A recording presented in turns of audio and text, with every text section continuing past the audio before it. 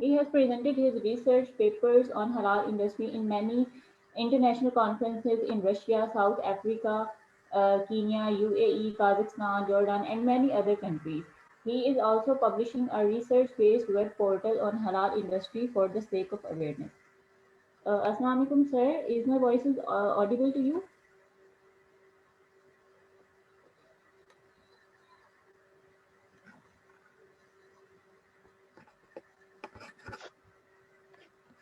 Yes, ma'am. You are audible.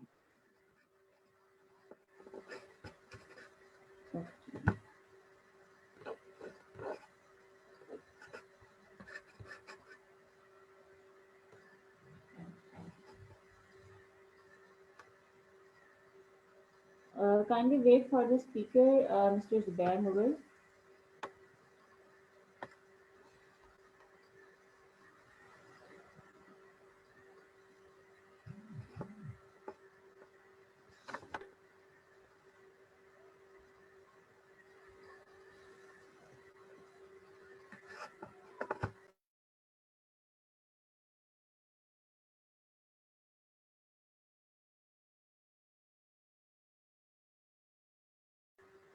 There is an internet connection from our speaker side.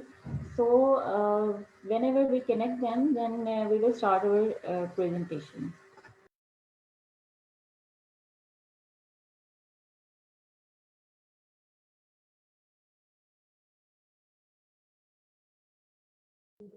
Okay, ma'am.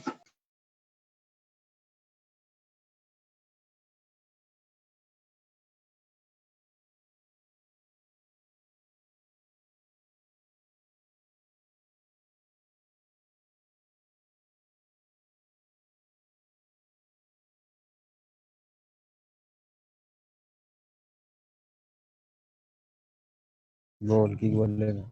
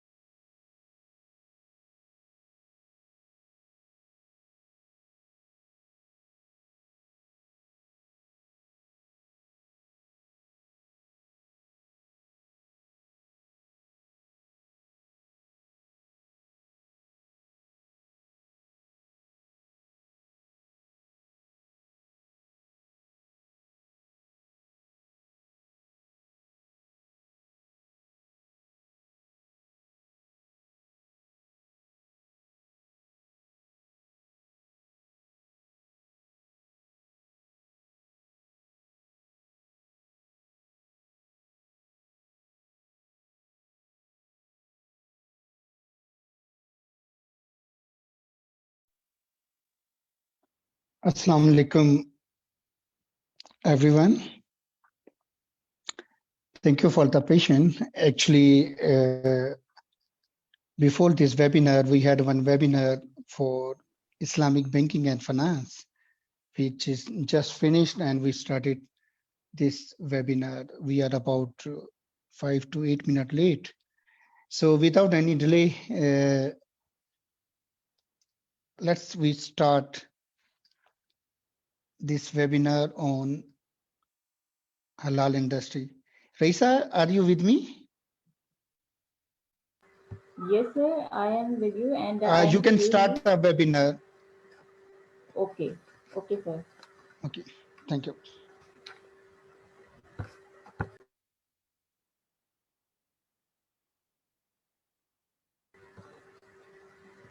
Bismillahirrahmanirrahim. Assalamu alaikum, dear all participants, and I would like to welcome you all on the behalf of Halal Research Council. I am Raisa Bibi, representative of Halal Research Council. As you know, that HRC is an organization working globally on the halal certification and in order to cater the needs of food and nutrition agencies and side by side non-food agencies, especially in the FMCG sector.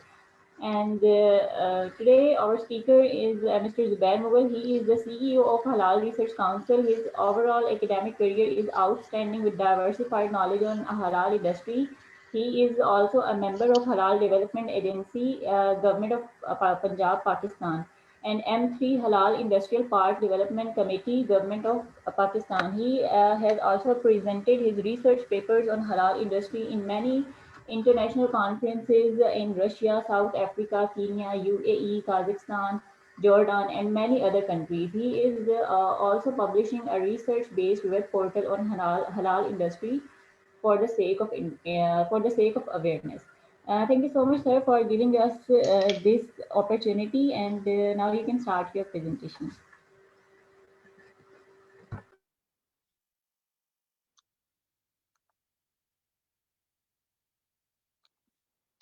Okay, thank you very much, Raisa, for the introduction. Nabadu Nasalila Rasulil Kareem, Amabad Fauzbillah Shaitan Rajim, Bismillah Rahman Rahim. I would like to thank all our internet today to join us in this today's session about the global opportunities of halal industry, in which we will discuss the global development of halal industry, and as well as we will discuss the different opportunities which belong to the halal industry. Before start to the presentation, I also would like to thank my colleague, Ms. Raisa Bibi, and Kirat, Ms. Shagufta, and other colleague who are coordinating this internship program. So as you people know that why we started this internship program, we observed that during the pandemic COVID-19, a lot of students, they do not have access for the internship. The industry is closed, and sometimes the universities are also closed, and for their academic career and to fulfill their requirement for the degree, they didn't find any place for the internship. So for having those limitations, we started this internship program. Alhamdulillah, this is our third batch, and we have, Alhamdulillah, more than 300 participants in this batch. And the purpose of this internship to give them the knowledge at their doorstep about halal industry, and also arrange some online lectures, online webinars, some trainings, and we will try to have some exposure visit for them as well. And previously, my colleague, Mr. Khalil Rahman, also guide you that what is the framework of this internship program and how this internship program is being working. So in today's presentation, we will discuss about the global opportunities of halal industry. Briefly, as by my concern, my name is Muhammad Zubair Mughal. Actually, I'm associated from Halal Research Council from last 10 years. And by the way, Halal Research Council is not my business. This is my passion. And by having Halal Research Council, we are trying to introduce halal concept in different part of the world. And Halal Research Council is the non-profit organization. Basically, our major business is Al Huda Center for Islamic Banking and Economics, and we provide advisory and consulting service globally for development of Islamic banks, Islamic financial institutions, takaful companies, Islamic fund, and etc. And we are working with World Bank, United Nations, Asian Development Bank, Islamic Development Bank, and many other international organizations. But this Halal Research Council is a sister concern of Al Huda Center for Islamic Banking for the promotion of the halal industry. And I'm very much optimistic that you people will be with us in future as well to support our cause, to have some volunteership for the development of the concept of halal industry, not only in Pakistan, but at the other part of the world as well. Let's come back to the topic of halal industry. You know, Islam is a complete code of life, and Islam gave us some parameter that how we have to spend our life. And in those parameters, Islam also give us a lot of rules and regulations that how we have to spend our life. If we see the global size of Muslim population in the world is about 1.8 billion, which is about 23% of the global population. But in Muslim society, our growth rate is much higher than to any other region. And we are expecting that within 1 century, we will be about 50% of the world population. And when we talk about halal industry, basically, the halal industry is not only for the Muslims, but it is being utilized for non-Muslim as well. And before to the start of the presentation, let me share one thing, that this is a misconception that halal industry is only for the food. No, food is the one of the component of the halal industry. And in the halal industry, we have many components.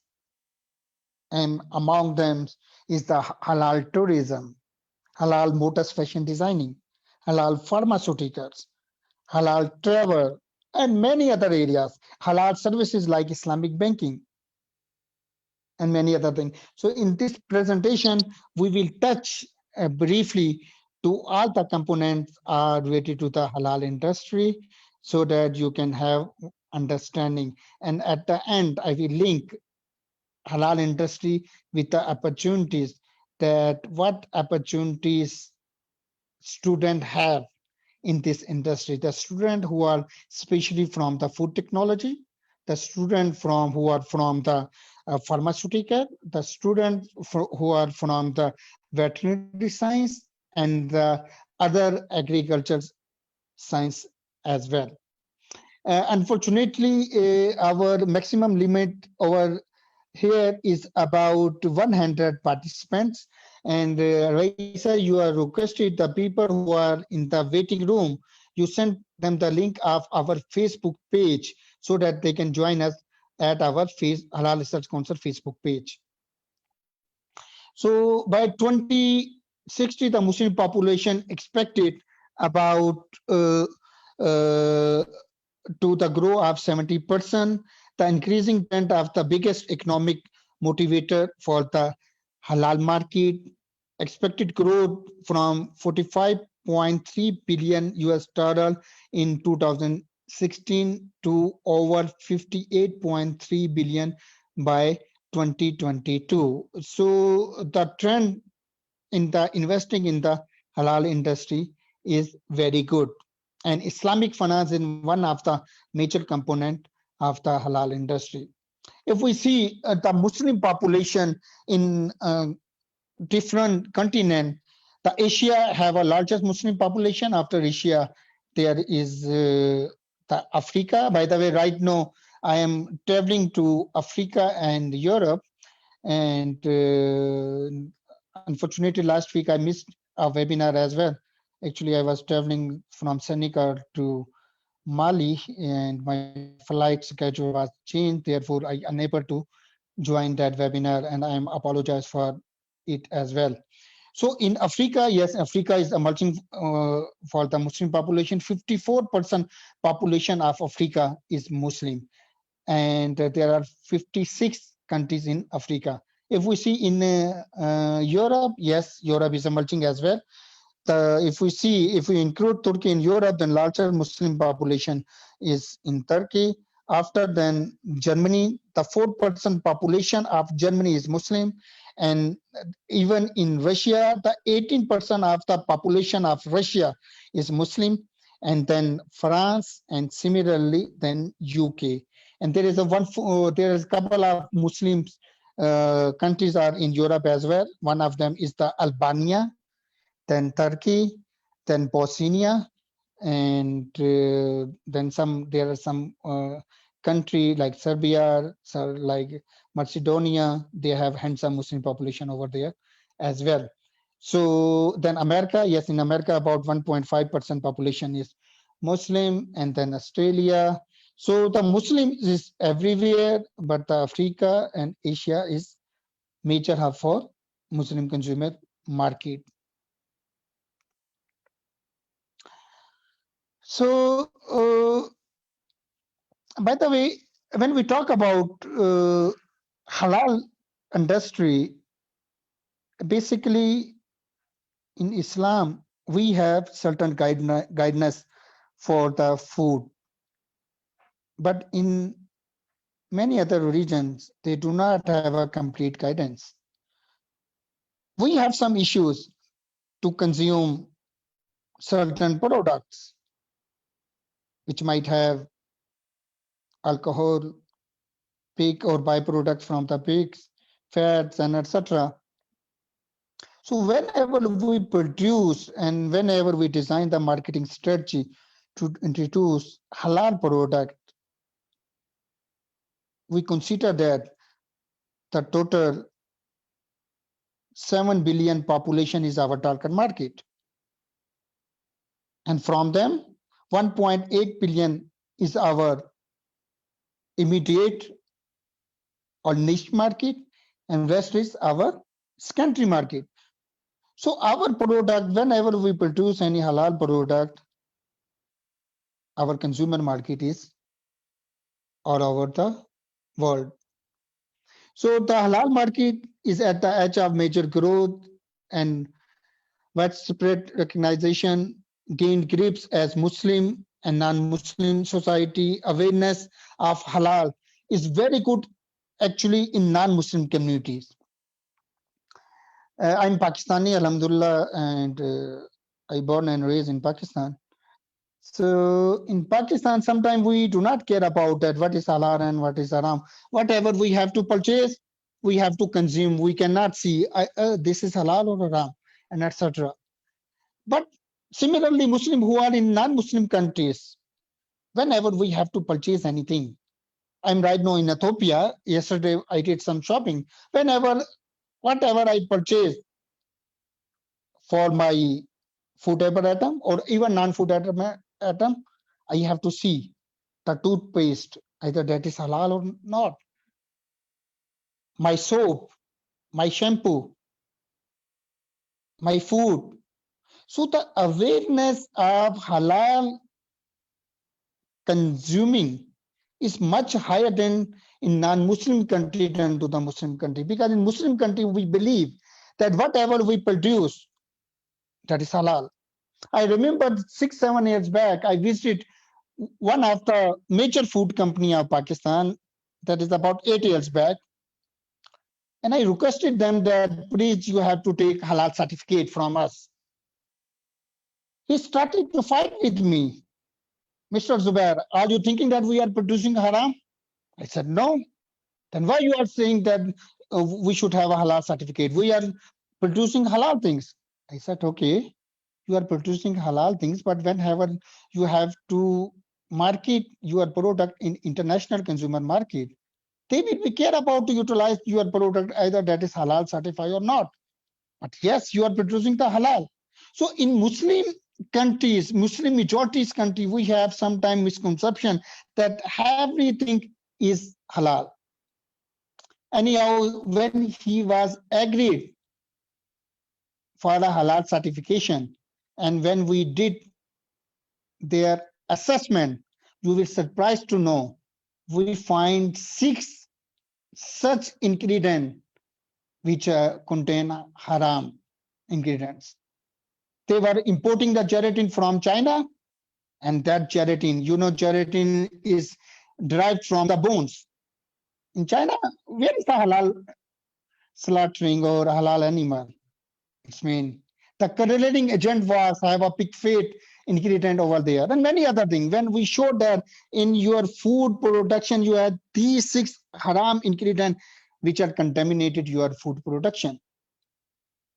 So in short, in Muslim countries, we are not very much care about, but in non-Muslim countries, this is a major obligation that either that is halal certified or not. So this is the current global halal market. By share, Islamic finance have a largest share, which is about 43% of total halal industry. Then food have a 36% share in the global halal industry. By the way, the total size of global halal industry is about $4.1 trillion right now. up to the latest statistic of January 2021, that is about $4.1 trillion. And then the fashion, which is the motors fashion, yeah, this is the emerging market. And many brands internationally. I was in Italy, I visited Nike.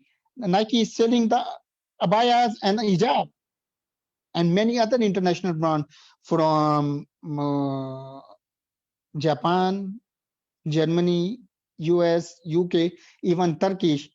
They have halal motors fashion designing, which is about 7% of the total halal industry. Then media and recreation, travel mean halal tourism, because Muslim people want to travel with their family in such places where they can have a very good travel tourism. I mean, very good scenery, very good beaches, very good other tourism involvement, but under Islamic rules.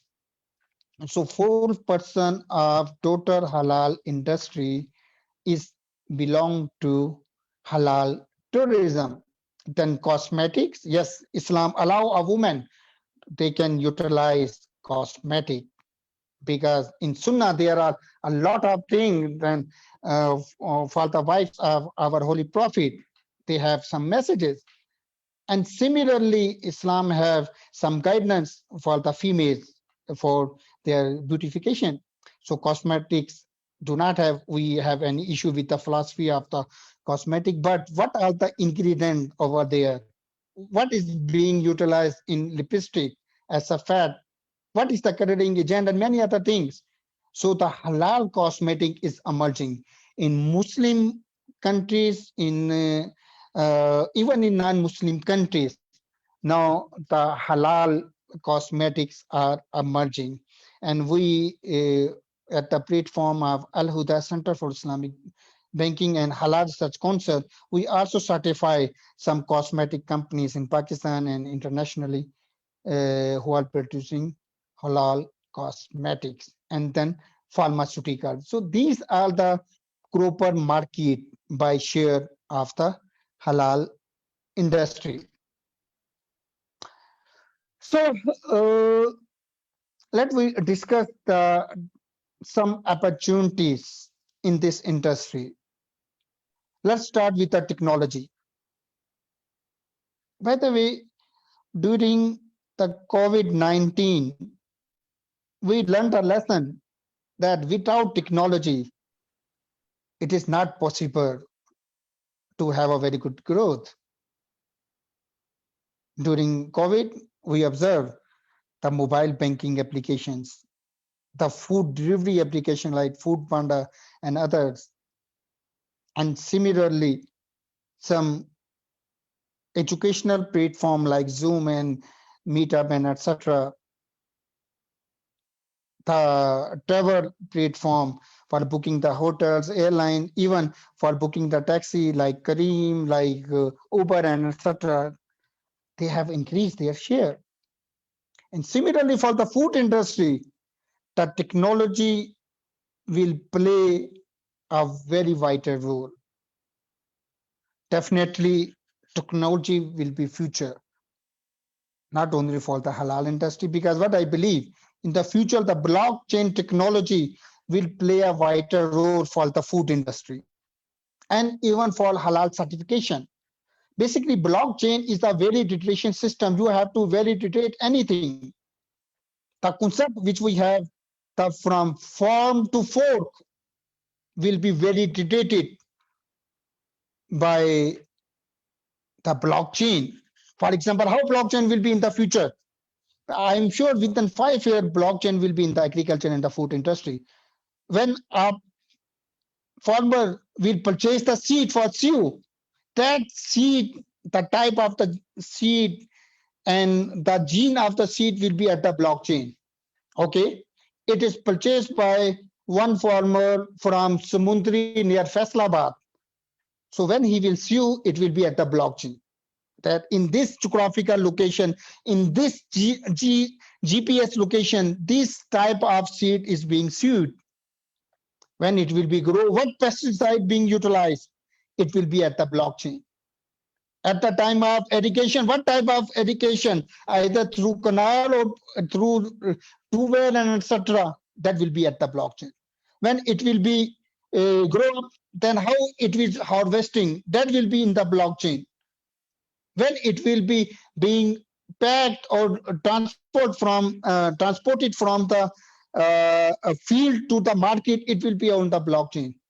Who purchased that thing, it will be on the blockchain. How that process, that will be on the blockchain. What is the end product, that is on the blockchain. And that how that end product is being transported from one country to the other country, that is on the blockchain. When that will be on your table and your fork, then you have a traceability from the farm to the fork. So the blockchain will be the future, not for the only for food industry, agriculture industry, but for the health, for the education, for example, for the validation of your transcript, for your educational documents. So it will be through blockchain. And definitely the health, when a child take a birth, what type of vaccination he took at the time of birth. At the 10 year, he was one accident. What type of medicine he took? It will be at the blockchain. At the age of 50, when he will be in the doctor will have a complete record from birth to till age of 50, that what type of vaccination, medication, and medical history over there. So, inshallah, the blockchain will transforming the lives, and within 5 to 10 years, it will be in our society in a very common way. So blockchain can be transformed force that raises the status of halal regulation and for halal certification as well. When you will certify any product, it will be at the blockchain, and it will be easy to validate any things. Yes. And the Islamic finance can be embrace technology, positioning itself at the forefront of ethical finance. And basically, when we talk about the technology or blockchain on fintech, this is the combination of different technologies. Like VR, virtual reality is the one of the part of our technology. Augmented reality is another part. Then robo advices is another part of our blockchain technology. Virtual or artificial intelligence, it will be another part for the technology. By having combination of VR, AR, artificial intelligence, and robo advices, this is the name of fintech or blockchain.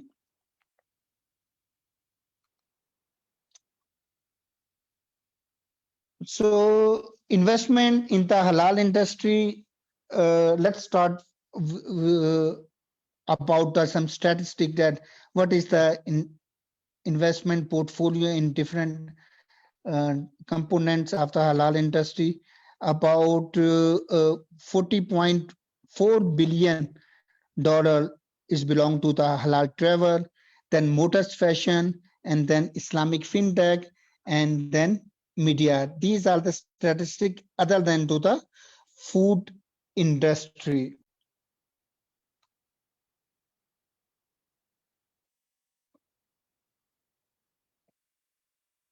And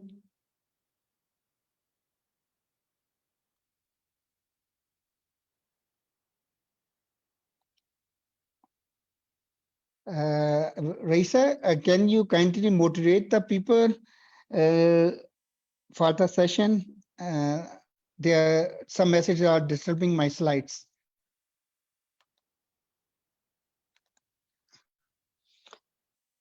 So I already mentioned the global size of the Islamic finance industry, which is about $2.67 trillion.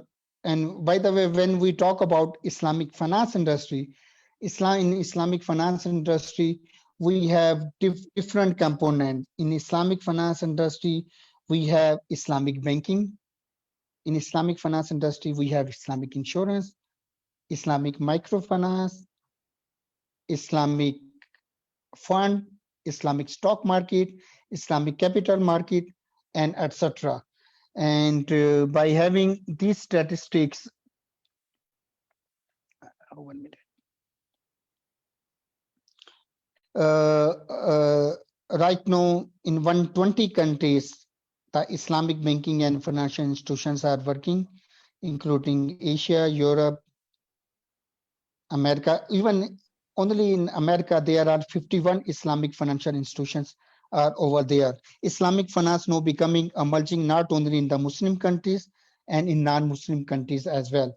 Islamic finance as alternative financial system with viability and sustainability. So Islamic banking is growing all over the world, not only in the Muslim countries, even in non-Muslim countries. We have evidence of a full-fledged Islamic bank, Islamic microfinance institution, the Kafur institution, and etc. So these are the some statistics of Islamic financial industry. We will share this slide with the participant so that you can understand that what is the size of the total halal industry. For the Islamic banking, the major markets for Islamic banking are Malaysia, which is at the top, then Bahrain, UAE, Saudi Arabia, Indonesia, Jordan, Oman, Kuwait, Pakistan, Qatar. And what is the hot sector for growth? In every component of halal industry, I will share the some hot sector for growth so that you people can have some idea that how can you will have any business or any replacement job replacement opportunities in those industries.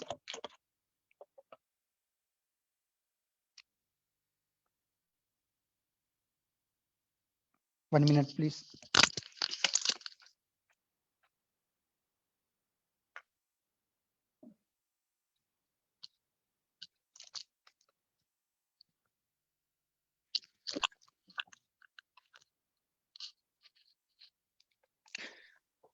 Uh, what are the hot sector in Islamic finance industry? Number one, the Islamic fintech, particularly the P2P platform, insurance technology, banking technology. You can design some small app for banking and finance industry, for Islamic banking and finance industry. Basically, technology is transforming the life. And whenever we utilize the technology, the prices of the services will go down. I give you the example of Uber or Careem. Before having Uber and Careem, you can observe that what is the prices of the taxi. People do not use to utilize the taxis. They sometimes utilize the auto rickshaws. But after having the technology, no people are utilizing the cars, and no, the travel is very easier. And similarly, when we utilize the technology in banking and insurance, the cost of financing or insurance products are going down.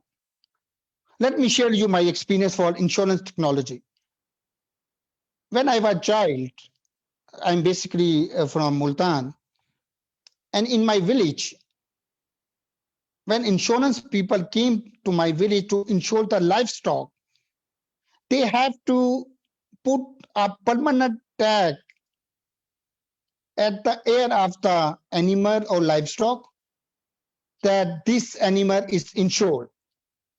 And when animal is died, the farmer cut their ear and bring their ear to the insurance company for the claim that my animal have been died, give me the claim. And I'm the eyewitness. I saw a lot of cows and buffalo without ears.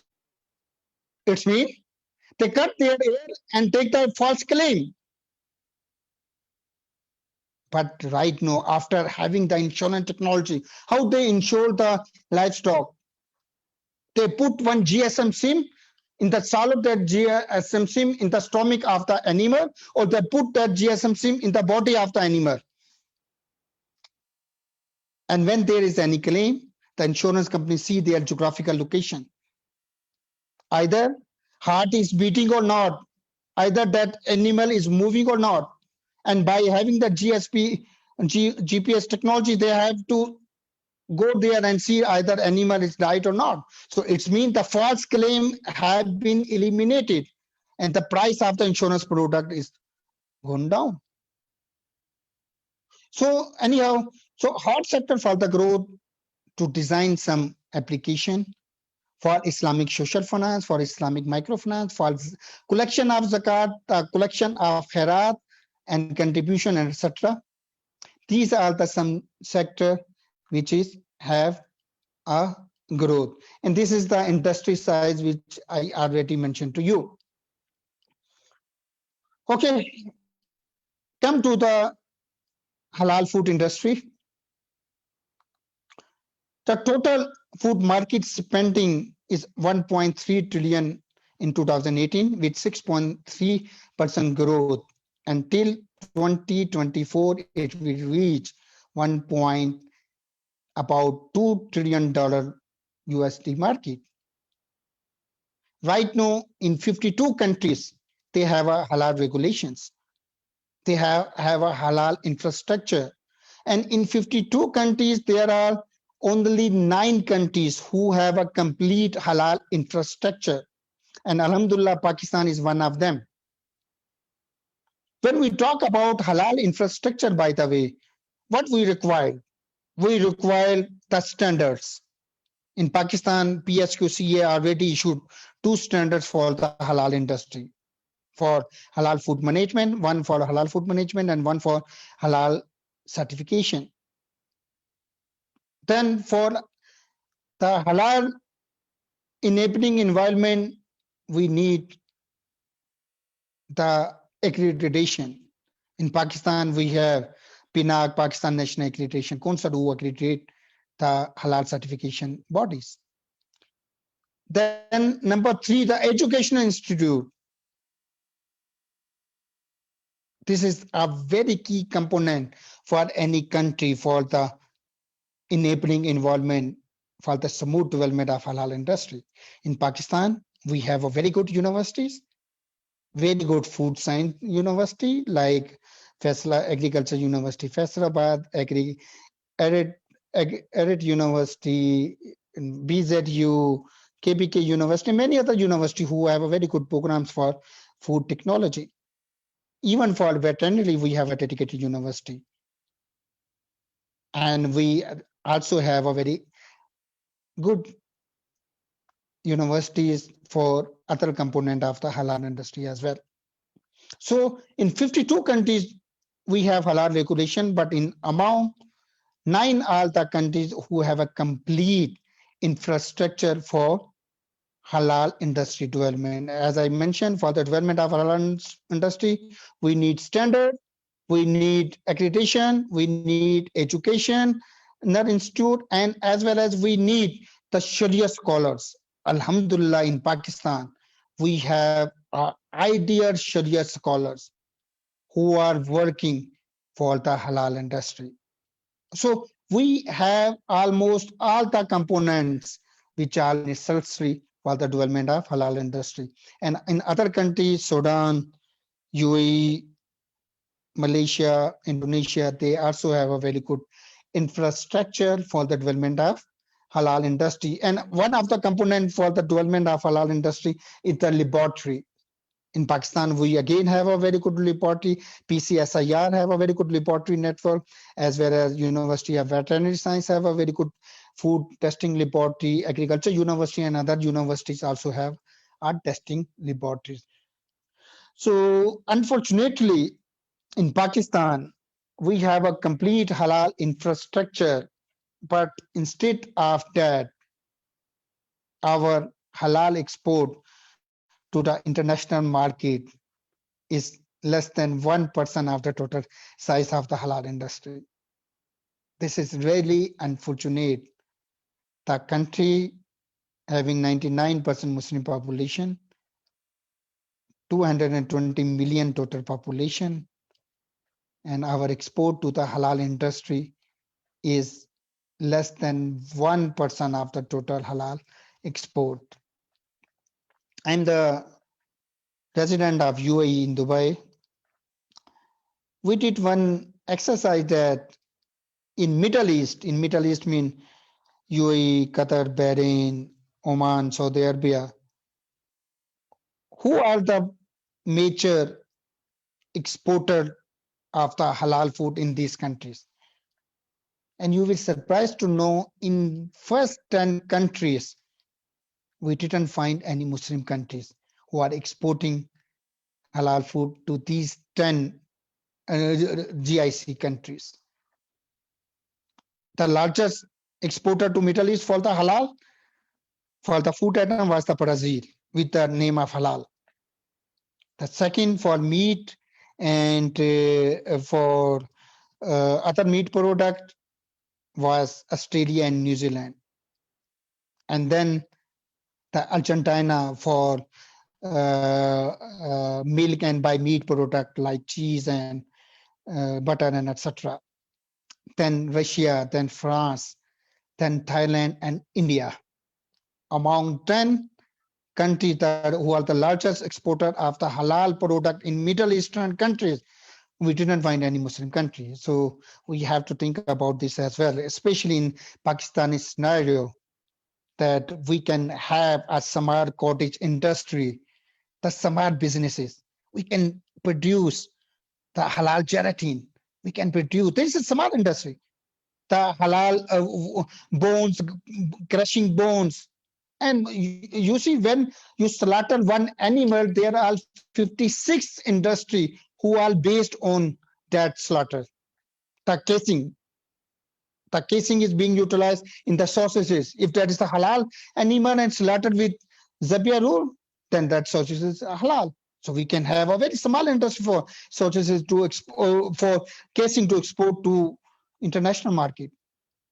And many other things for the milk and by milk products, by many other things. I will share some documents with you in which you can have some idea, because you are the students and right now what is the message from the international leader, that go for the businesses, develop your micro entrepreneurship, do some smart business, start from there and live your life. Do not spend your life as a servant, as an employee, to have to do.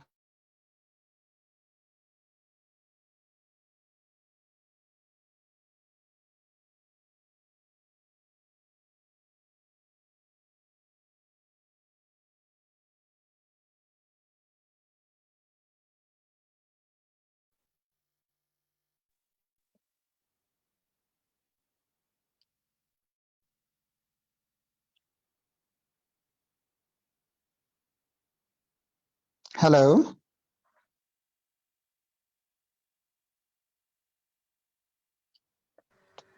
Yes, sir, we are listening to you. Yes, thank you very much. Actually, I'm facing some electricity problem. I'm in Africa, and in Africa, the internet and electricity.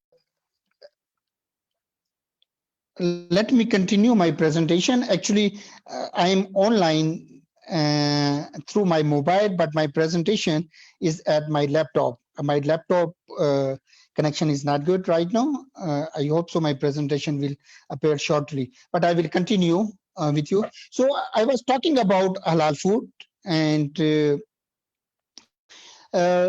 in Pakistan, we have a lot of opportunity, not only in Pakistan, but in even in many other countries, including we can say in African countries, even in many other Muslim countries, where we can have a lot of good infrastructure for export.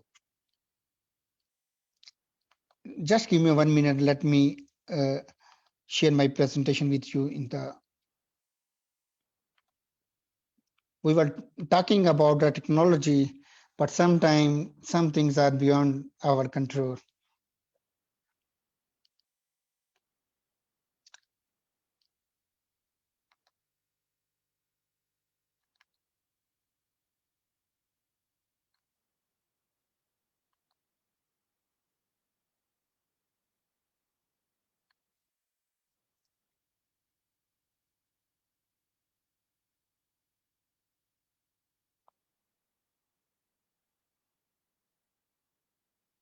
So until my laptop will restart, I will communicate with you. So this is my message to the student of the food science and veterinary science and other discipline related to the halal industry, that you should think from now that what you have to do next after your qualification, after your degree. Either you will emerge yourself as an entrepreneur or you will go for the job track. Yes, a good internship give you a lot of opportunity to learn a lot of things. Yes, if you have an experience of 3-4 years of job, it will give you a very good experience for what you say, for the entrepreneurship and the basic knowledge to do business. And after that, you can have any business as well. So, by the way, in Pakistan, SMETA, if you go to the website of the SMETA, they have a very good business plan for the small businesses. And about 80% of those business belong to the halal industry.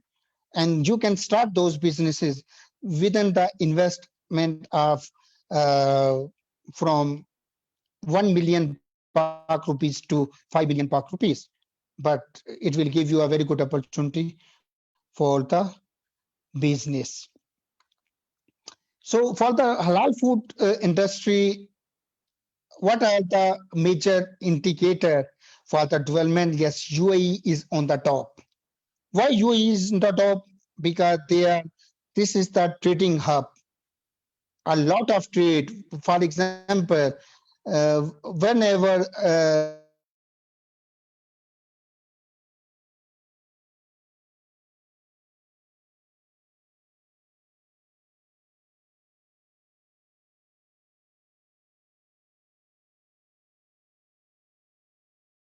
I saw that from where that product came via Dubai, via UAE. Because UAE is the trading hub. They have to, the traders are in the UAE, they have to purchase the product all over the world and distribute that product from there.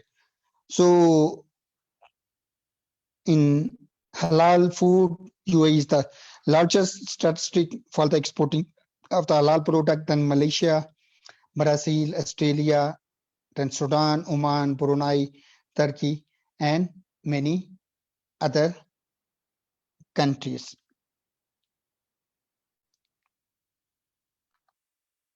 Halal food opportunities, that what halal food opportunities we have. 1 minute.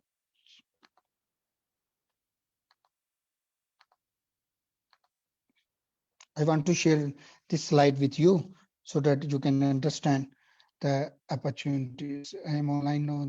Thanks God.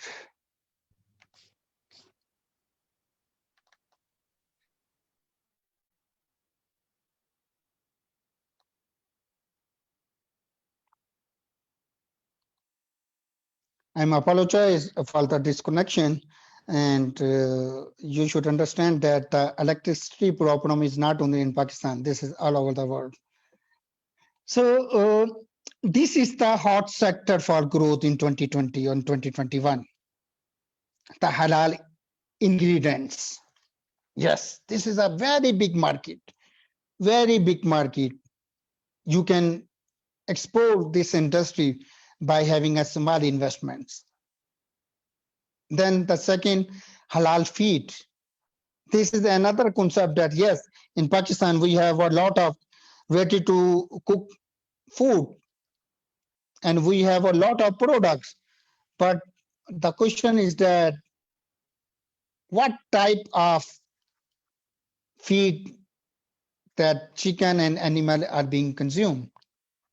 So this is another area. Halal food tech, yes.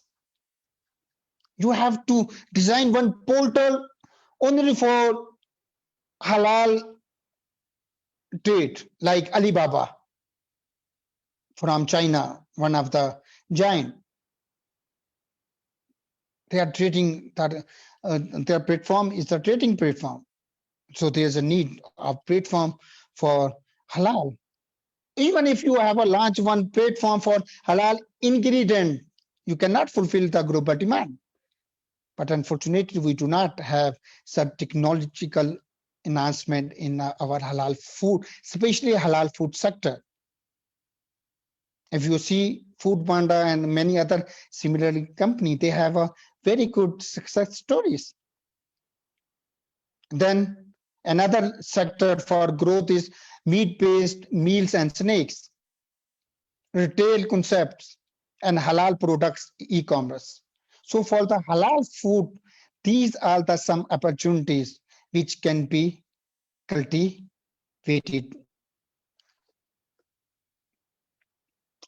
After halal food, let's have a iBird review on halal pharmaceutical. The total pharmaceutical market spending is for the halal pharmaceutical is about $92 billion in 2019, and it will reach $134 billion in 2024. Within 5 years, you can see a very good growth. Global spending is about 1.3 in the pharmaceutical market, but the share of halal pharmaceutical is very limited. But right now, this is the emerging concept for the pharmaceutical as well, especially for nutraceutical, for the food supplements, some nutrition supplements, and many other subtype of nutraceutical product. People want to know either those products is made by halal ingredient or not. So this is another emerging market. Yes, for the pharmaceutical, for the medicine purposes, Islam have a separate ruling for consuming of the any foodable product or any medicines or the pharmaceutical product.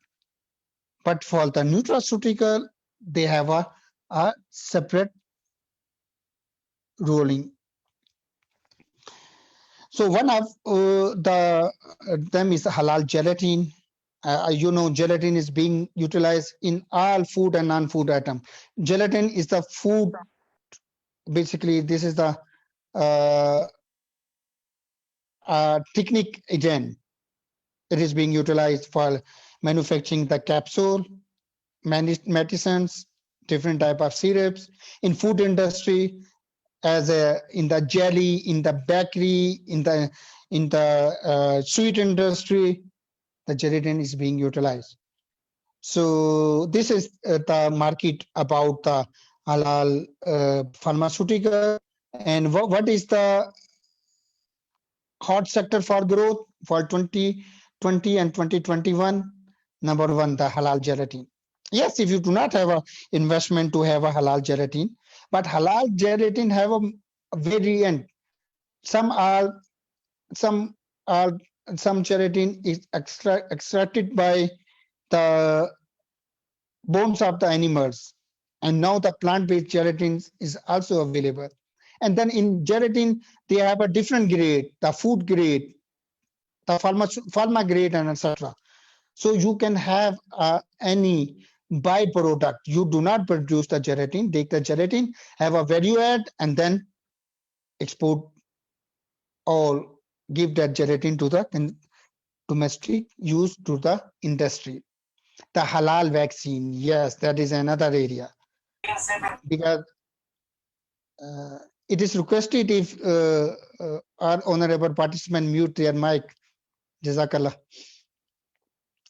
So in halal vaccine, so nowadays there is again a issue that either corona vaccine is halal or not. So this is one debate, but there are a lot of vaccine which are being utilized for different purposes. So we have to understand either that vaccine is made by halal ingredient or not. For example, there was a major issue in not only in Pakistan but all over the world, because that was the one regulation by the government of Saudi Arabia that whenever any person will come to Saudi Arabia for Hajj, they should have one vaccine. And before going to the Hajj, every person used to take that vaccine and have a certificate of that vaccine that we are vaccinated. And after many years, it came to know that in that vaccine, the pork ingredients, pork genetic ingredients are being utilized in that vaccine. So that was a big issue in Islamic world. Anyhow, halal vaccine, halal nutraceutical, which I already discussed, and halal-based homeopathy and other products. So these are the uh, emerging concept for growth in halal pharmaceutical, and even the people who are related to the nutraceutical and have a degree in nutrition, they can have some application and introduce their services through those application as well. So this is the halal pharmaceutical landscape, that what is the size of the market, which country have a largest share, and you can say the largest share is belong to the Germany, which is about $5.1 billion export. Then the second belong to the France. These are the statistics for the halal pharmaceutical. So you can see the first country is non-Muslim, second country is non-Muslim, and then in the third, yes, Pakistan, because our pharmaceutical industry is strong. Then France, Saudi Arabia, Algeria, India. Right. Sorry, Pakistan is at the 9th number. The first number is belong to Turkey. Sorry, Turkey. The second number belong to uh, okay, Saudi Arabia. Yes. So these are the some statistics that which countries who are producing and which countries who are importing. So the Muslim countries, yes, they are trying to have a halal certified nutraceutical and pharmaceutical. The halal industry, halal travel, because as I mentioned, there's in this presentation, we have to discuss different component of the halal industry. And within those component, we have to discuss the opportunities for our internees, that where they can do something for develop their micro entrepreneurship. Halal tourism, again, a emerging concept, and they Muslim travelers have a very good market for the tourism. Unfortunately, in Pakistani do not have very much fond for international tourism, but they are very much keen for the domestic tourism, the tourism within the country. But a country like Saudi Arabia, country from the Middle East, the country from the North Africa, those are the countries who have a very good expanding opportunities. So they have to go for internationally for tourism. But whenever they want to go with the family, they are looking forward such tourism opportunity which are according to Islamic ruling. So many countries develop their halal tourism infrastructure, and they attract millions of new travelers in their countries. Among them, Istanbul, Turkey, then Malaysia, then Italy, then even UK and US have some infrastructure for halal tourism and some marketing campaign in Muslim countries to attract Muslim traveler. And similarly, the Bangkok, Thailand as well. You will be surprised to know that I saw one advertisement of Thailand, Thai Airways in Dubai in a pamphlet that halal tourism in Bangkok. They mentioned that our hotels are halal certified. Thai Airlines food serving cabin are halal certified. We have a flight in a such time where you cannot miss any prayer as well. In the hotel, we have separate swimming pool for men and women. We have halal spa. We have directions and a prayer mat in the hotel rooms, and etc. etc. And they marketed their tourism services by the labeling of halal tourism, and then they attract a lot of tourists. And in Pakistan, we have a similar opportunity as well. Alhamdulillah, in Pakistan, we already have have a halal infrastructure for the tourism. In the hotel, we are not selling alcohol. We are not selling pork and any other haram thing. Our travel is halal as well, and etc. So yes, the government of Pakistan is also very much willing for the development of tourism and to attract many international travelers. The halal tourism would be a key point for Pakistan. A lot of investment is being coming in halal food industry as well. And by the way, right now the travel industry is also have a very good fintech or the technological platform from where you can have a very good hotels with very discounted prices. You can have a very cheap air tickets and as well as the buses ticket, cruise tickets, ships tickets, and etc. For example, I'm very much regular traveler, and I have been traveled about 71 countries, and I have made about 1,000 international trips in 71 countries. So whenever I want to book my ticket, I do not go to the airline office. I use Kayak or Expedia or sometime booking.com for the hotel booking. I use the applications. I'm where I'm sitting right now in the hotel. I book through the application. Whatever is their rate, the normal rate, I book at the one-third price through the applications.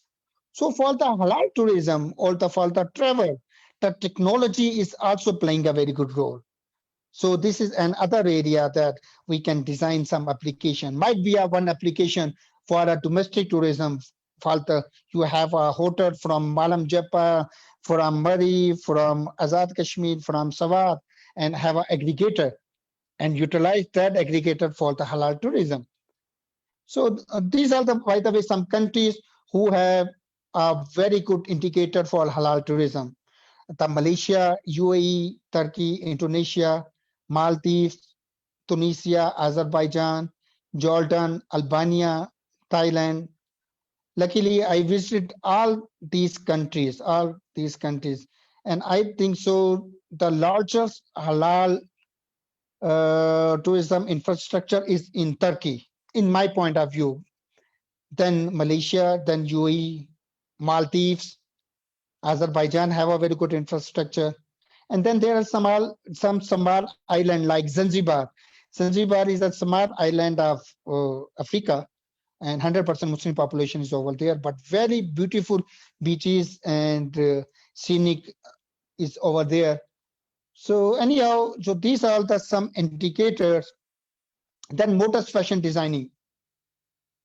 Motors fashion is moving into the mainstream from luxury brand to the high street store. Total Motors fashion market in 2018 was 283 billion, which will be about $402 billion till 2024. It is almost 80% growth. And investment in motor fashion is about 42 million, and the significant trade within US within OIC country is about $21 billion. So the motor fashion is emerging. What is in the motor fashion? The abayas. Yes, in Pakistan, you have a very good textile. The sakars, your jackets, according to the your dresses. In Pakistan, we have an opportunity to export a lot of motor fashion product to international market. Uh, I visited to my family to Multan, and one of my niece, uh, I asked her, "What are you doing after your education?" She's saying, I'm doing one business." "What type of business?" She said, "I sew the bridal dresses on order and send those dresses to Europe and Canada."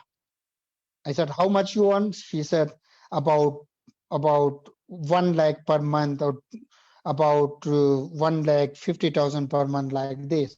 I was very much surprised. She has 2 or 3 tailors, and she have to select the fabric, select the other embroidery stuff for those dresses. She has one Insta and Facebook page. Even she do not have a website, and she's marketing in those countries and selling out those dresses. Then I gave her the idea, why not you go for the motors fashion? Because in the motors fashion, the Muslim consumer markets, especially in Middle East, especially in Europe, in America, they want a motors dressing, and they have a very good purchasing power as well. So area where motors fashion, you can be jump in this area. Which are the major indicators? UAE, Turkey, Indonesia, Malaysia, Italy, Bangladesh, Morocco, India, and Sri Lanka. Hot sector for growth, the luxury motors fashion. I was in the UK and I was in Milan. Milan is a fashion hub of Europe. Milan is the city of Italy that is also called Milano. I saw some abayas with a price of $12,000, which is about 18 lakh Pakistani rupees. And it at Harald store in London, which is the world luxury store in the world, I saw a normal abayas, which is start from $2,000. So yes, the luxury motors fashion. You have a good fabric, good stitching. ये किस लगाया eyebrow? Excuse me, can you please mute your mic, brother Ganzamfar Saki? Thank you very much. And then the motors activewear, men's motors clothing, e-commerce or m-commerce, and circular fashion. You can have some only scarf and many other things you can have in this industry. Halal cosmetic is again about $64 billion market was in 2018, and it would be almost 95 billion till 2024. Very good potential, and as well as demand for the halal cosmetic is emerging and significant rate in OIC country, which is about $11 billion, and halal cosmetic go natural as well. We do apologize. I'm going to mute my participant. Some participants are unable to mute themselves.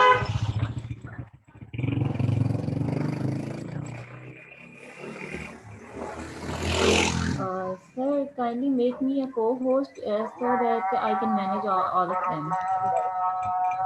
But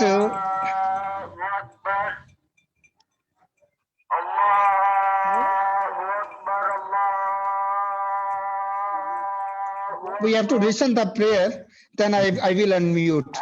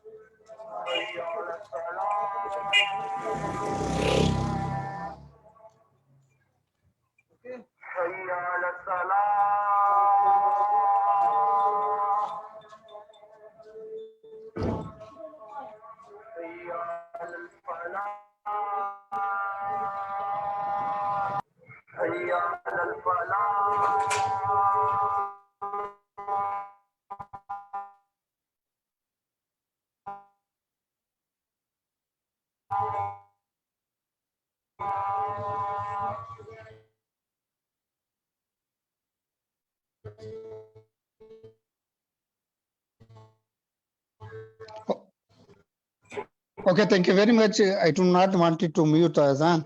So now I'm going to mute all our participants so that we can finish our lecture on time.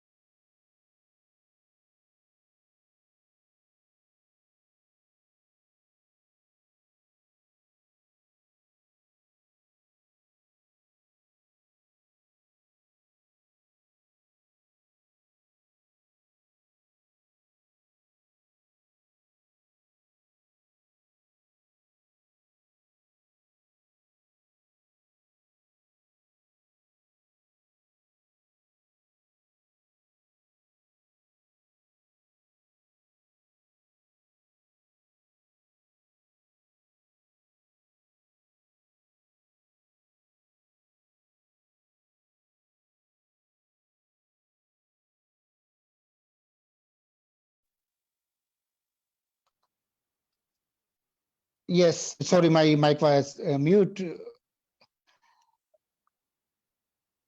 So these are the some statistic about pharmaceutical and uh, halal, halal cosmetics, and then opportunities in halal cosmetics is belong to halal nail polish and halal face cream, scent perfumes, halal cosmetics, and sustainable and halal cosmetics.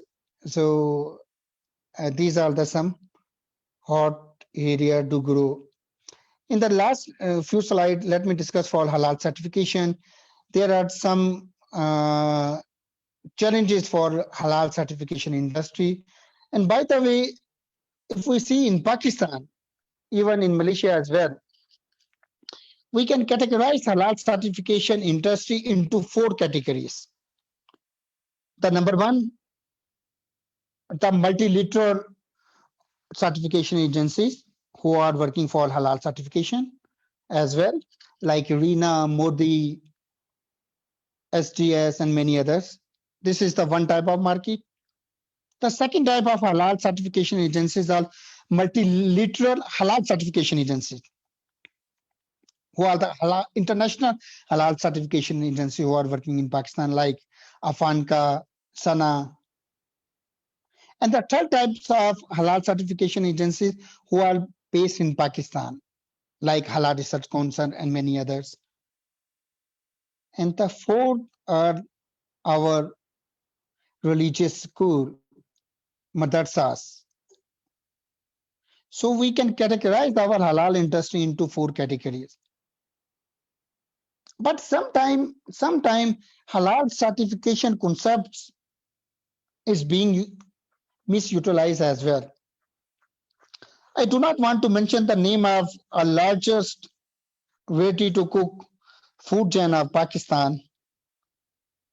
They have a one certificate from one madrasa.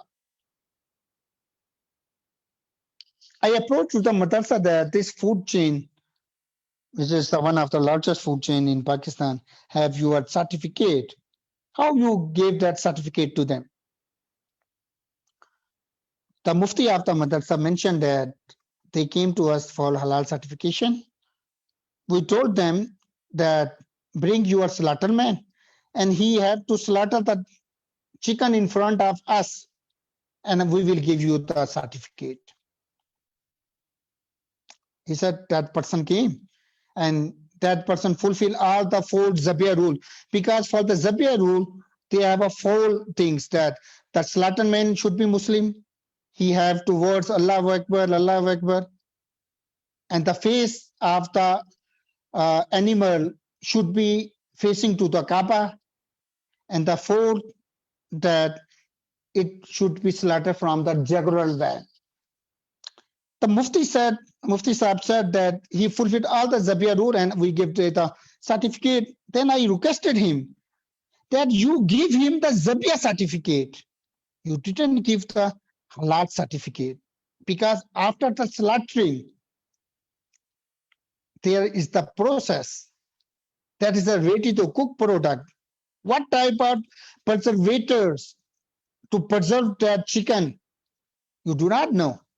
What are the ingredient of the chemical which is the preserving that chicken to travel all over the Pakistan, and it will be have a life in the refrigerator for 3 months, for 6 months? You do not know. What type of polythene pack where that chicken is packed after slaughtering? You do not know. How that product is being logistic, how being transported, because in a non-Muslim country, the pork meat and the halal meat transported in the same way. What type of gas is refrigerating that type of product? Nobody knows.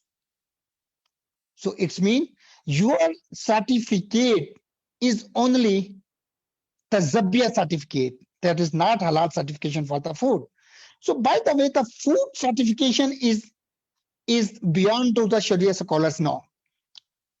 We do apologize with my all Sharia scholars that halal certification is now is a combination of the expert from Sharia, food science, veterinary science, agro experts, and many nutraceutical experts, and etc. So if we say we will go to the mosque and ask for the halal certification, then we should have a second review as well. Without the professional or food expert, halal certification is not valid. What is my point of view? So I always request to all the madaris that yes, they can do, all the mosques, they can do halal certification, but with the consultant of the food expert, so that to have to fulfill all the requirement of the certification. Anyhow, so there are some challenges for the halal industry.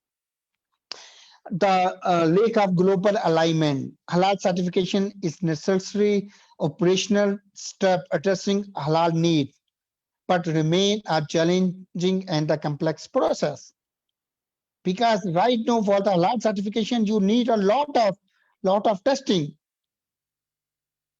So there are some challenges related to the halal industry, but I'm sure the people like you, the expert like you, the future food technologists and the industry expert like you, or the people who are already in the industry, they will have a one second look that how they can contribute their skill for the development of halal industry.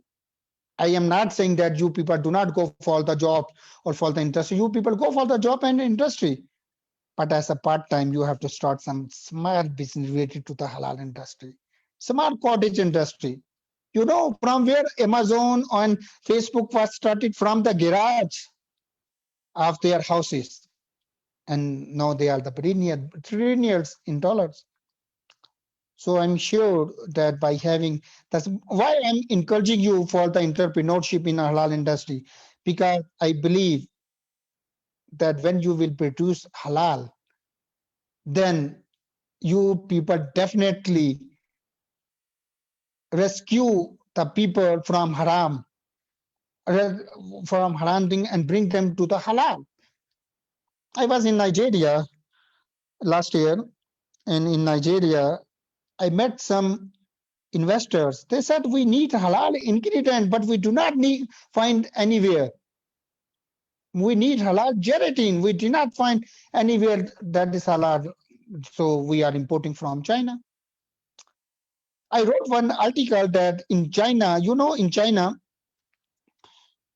they are very less in food export. They are majorly in construction, in electronics and many other products, but they are not in halal, in food.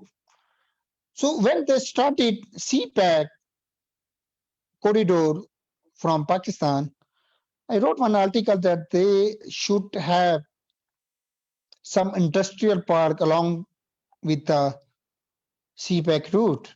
That should be a halal industrial park, because China want to increase their food export. If they want to increase their food export and utilize CPEC, then what would be the immediate market? The immediate market will be the Middle East, where 97% people are Muslim. By utilizing CPEC, what would be the immediate market for China? The Africa, where 54% people are Muslim. If they want to increase their food volume, then in those markets, by utilizing CPEC, they need halal food. And without halal food, they cannot increase their food export. So for halal food, yes, they can bring raw material from China. Then they have industrial unit in halal industrial parks and process their product over there being a halal product and then export to their immediate markets. So inshallah, we signed one agreement with FATMEC in Faisalabad to guide them for the halal industrial park, halal industrial estate, where you have to produce only the halal products. By the way, in halal products, apart from the cosmetic, pharmaceutical, and many other things, there is a one concept of halal logistic as well, that how you transport your product, and halal storage as well. So anyhow, due to the limitation of time, let me allow to conclude over here, and I am apologize for the people to whom I muted, and I'm also apologize that for the delay in that today's session as well. Inshallah ta'ala, I will be in touch with you in future as well. And if you have any question, I am available for the question, and you can write me at my email address, and you can even write me at my WhatsApp as well.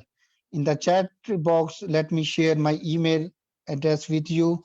Whenever you have any question, you can ask me, and inshallah ta'ala, very soon we will share uh, some books related to the halal industry with you at your WhatsApp groups. And I'm very much optimistic by having your support, we will strengthen more for the development of halal concept in all over the world. Here is my WhatsApp number as well. If you need any further information, question, you can WhatsApp me as well. And if you have any question, you can raise your hand. I will take you 3 to 4 questions, and then we will conclude our today session. Yes, please raise your hands.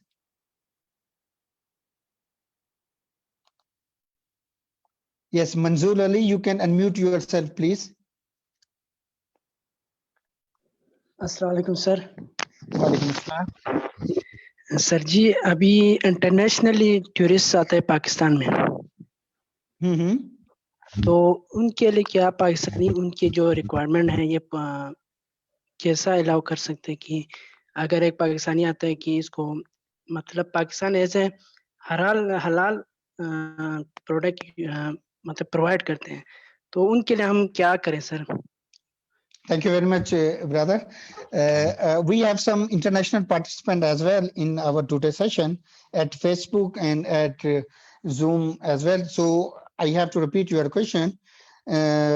He's asking that what infrastructure should the development of halal industry in Pakistan? So in Pakistan, alhamdulillah, we already have infrastructure for the development of halal industry, but we need to have to increase the linkages. For example, one of the major things which we require is the marketing. Our marketing is very weak. Yes, nobody knows about the beauty of Pakistan, the northern areas of Pakistan.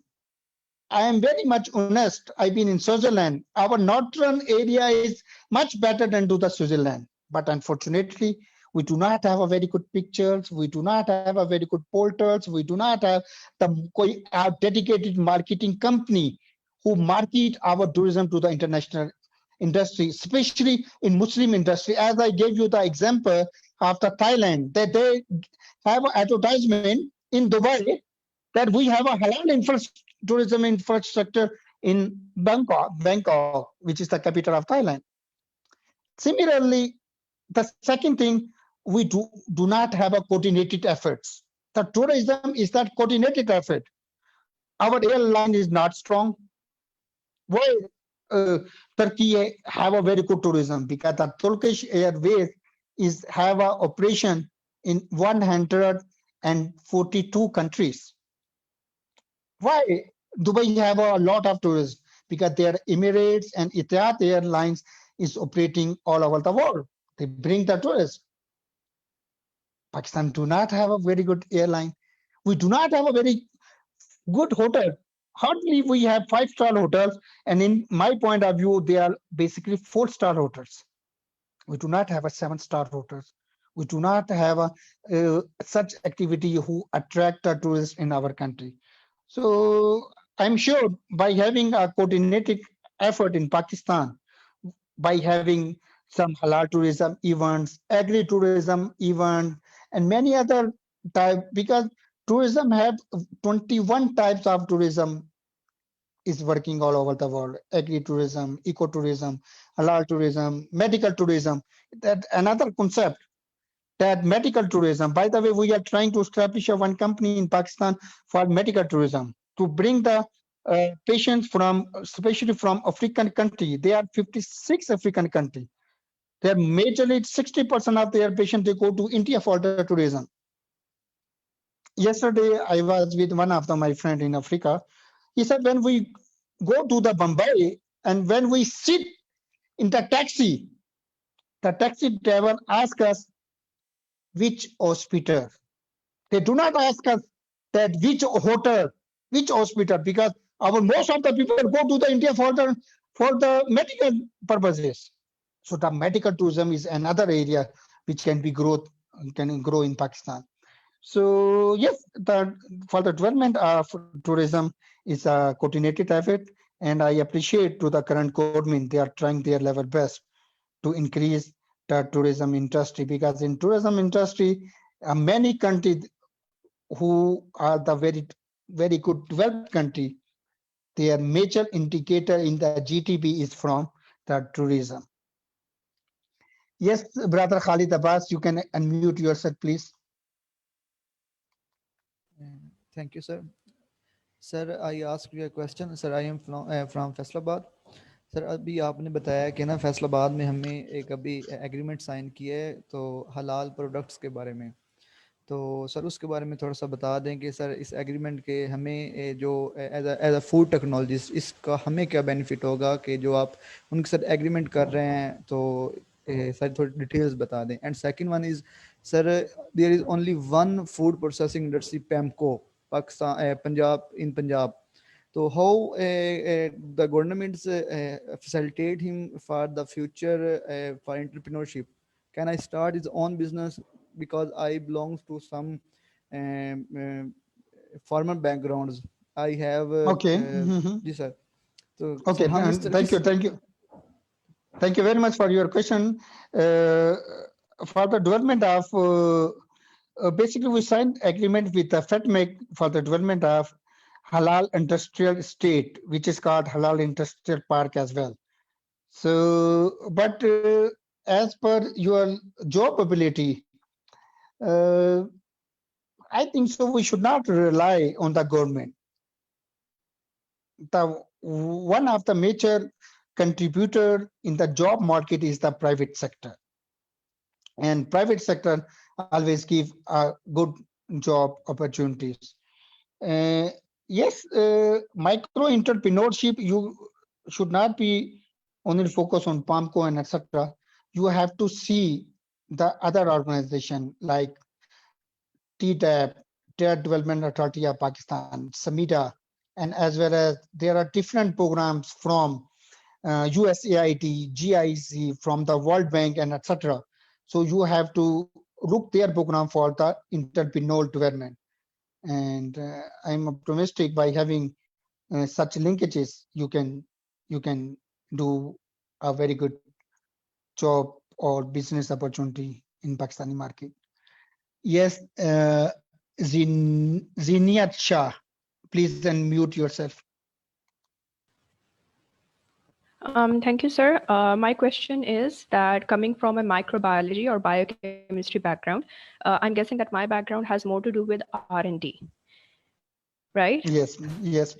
So can you point out or brief out the potential of development of R&D in our country related to food industry? Because all I could find, and I might lack awareness here, but all I could find was that there are only either mostly QC or QA departments where we can work. So if we are to pursue our career in R&D, what is the developmental potential of it here in Pakistan?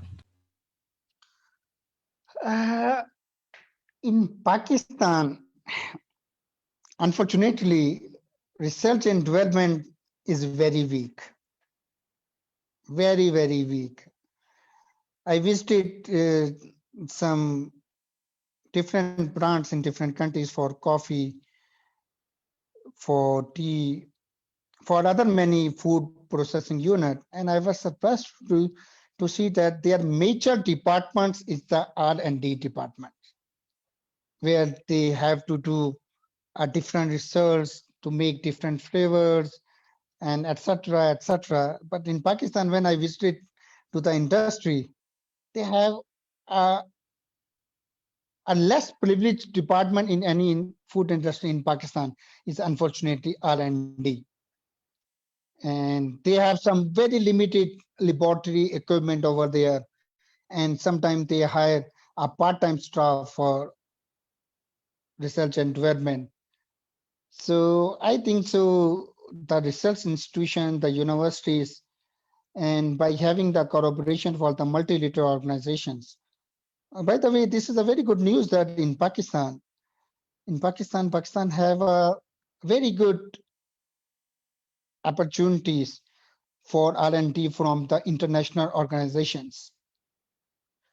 5 days before, 5 days, yes, no, last Sunday, 1 week before, I was in Gambia with Dr. Fakir Anjum. Dr. Fakir Anjum used to be Director General for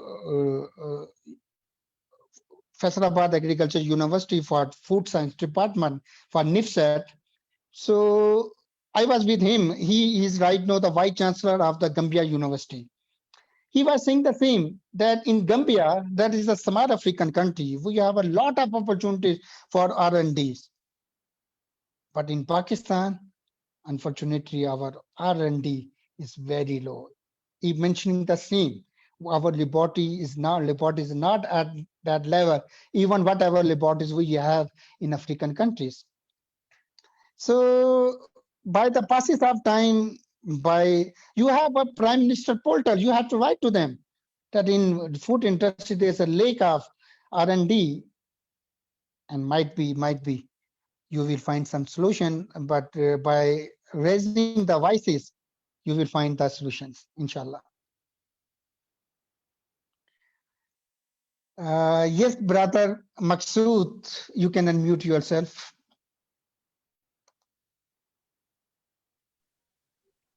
Okay, thanks, sir. Sir, my question is related to the recycling of water. I want to ask about that. What standard that the industries are following that either the water is halal or haram because of the recycling? Brother Maqsood, I'm PhD scholar in Islamic finance, but I'm passionate for halal industry. This is your technical question, and unfortunately, I have a limited knowledge on it. What I will do, I will write that question and I will forward that question to my food technologist. So she will answer you in a proper way. I cannot say anything which is beyond to my knowledge. I'm very much apologize, and I'm very much apologize for my limited knowledge as well.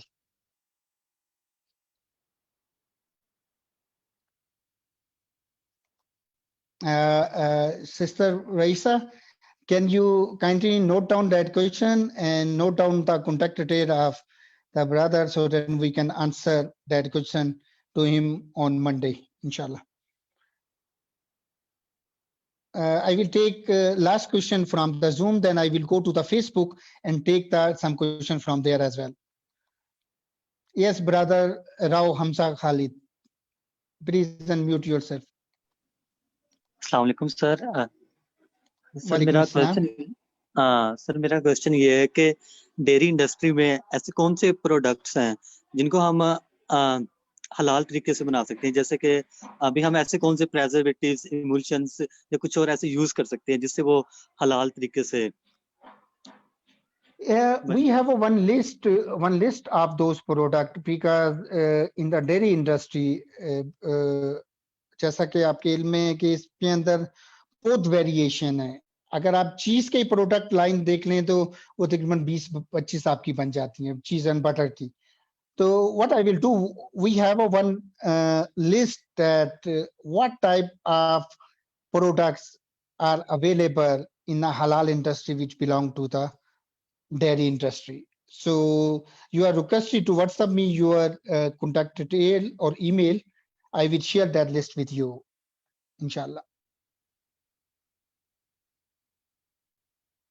So thank you very much. We have some very good questions from the Facebook, and I have some questions from there as well. So our honorable participants who are at the Facebook, they can write their questions at Facebook. I am thankful to Ali Muhammad Maroon from Philippines to join us in this session today, and Narza Rahman from Malaysia. Thank you very much.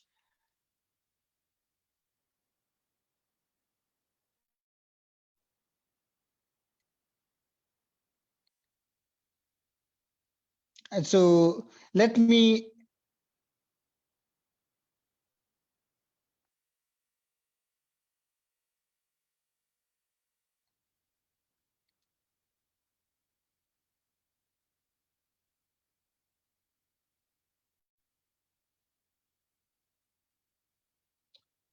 I'm sharing my WhatsApp and email number at Facebook as well, so that whatever question you people have, you can write me anytime and I will be happy to respond to you on time.